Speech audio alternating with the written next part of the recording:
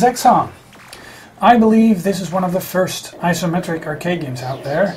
It was developed and published by Sega in 1982, and one could call it a so-called isometric shoot-'em-up. The graphics were unlike those of other contemporaries and really stood out in the arcade room. What's the premise of the game?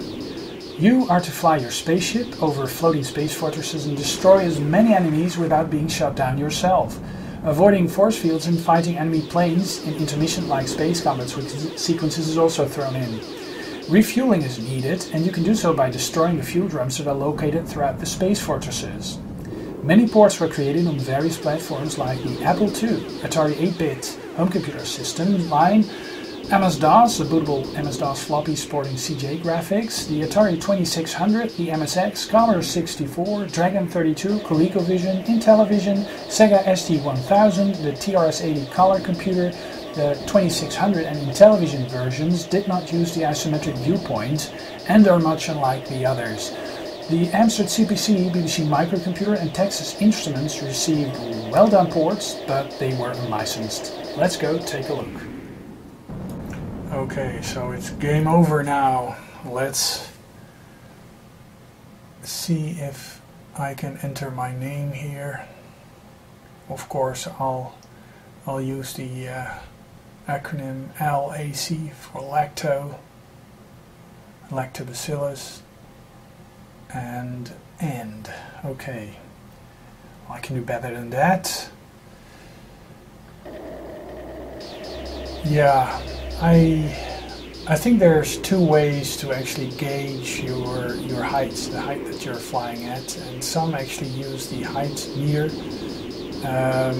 which can be very handy if you know at which heights the various obstacles are. I tend to just shoot the hell out of the surrounding environment and just look at the explosions or the absence of explosions to gauge whether or not I'm at the right height. And this really is hit and miss when you first play it, but you can actually see that when you're at the same height, height of the enemy plane, there's a small crosshair in the sound that is visible. The crosshair that is visible and the sound that's actually audible, and you'll be able to destroy the enemy ships. But when you're at the same height and the crosshair is visible, then they are able to hit you as well. Quite an interesting way to go about space battles, but kind of hit and miss, but yeah, I like it. So this more advanced level, you can actually see that you have to fly underneath the radar and above, or the force fields and above the walls. You have very tiny spots to move through. And I remember actually playing this for the first time. Actually, the first time that I played this was actually the Commodore 64 port. And later I actually got to play it on the arcade machines. Yeah, amazing isometric boss. That kind of stuff really reminds me of Viewpoint, and perhaps Viewpoint, a Neo Geo game, is actually, oops, that's wrong. Viewpoint may actually be inspired by the old Zaxxon here. It's Zaxxon on steroids, I guess. Yeah, but look at this. The explosions are very colorful, and hit detection is pretty precise. But you end up dying all the time. So, very nice second try here. Let's see if I can enter my name again. Of course, using the same three letters. MJP or LAC or MRK. That's my initials that I often use in high score tables. Whoops! Oh man. Right. You should not talk and play at the same time.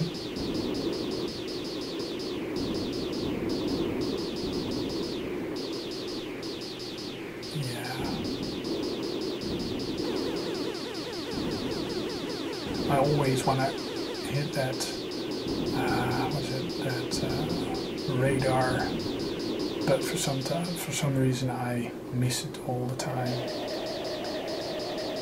Okay, so a very nice way to go about shooting as many enemy planes as possible is actually to remain stationary and just shoot the hell out of the, press the fire button all the time, and the moment you see that an enemy spaceship is actually attempting to fire, you just move up and down to avoid getting shot, but at the same time your enemies are moving up and down as well.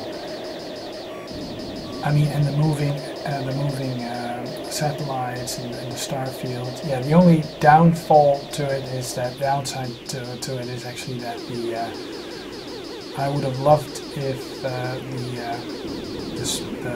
the background just didn't get erased the moment that you enter the Space Fortress play thingy. But I guess the moving background and all this on screen is something that was too much for the hardware. Not sure what type of hardware this is running on. I should have looked it up, but it's pretty much the same type of hardware that a lot of the home computers of the day were using. And quite a good port for the Commodore 64 exists. I remember playing the... let me see if I can destroy this. Okay, you get a second chance. You have to shoot the hell out of this, yes. Great.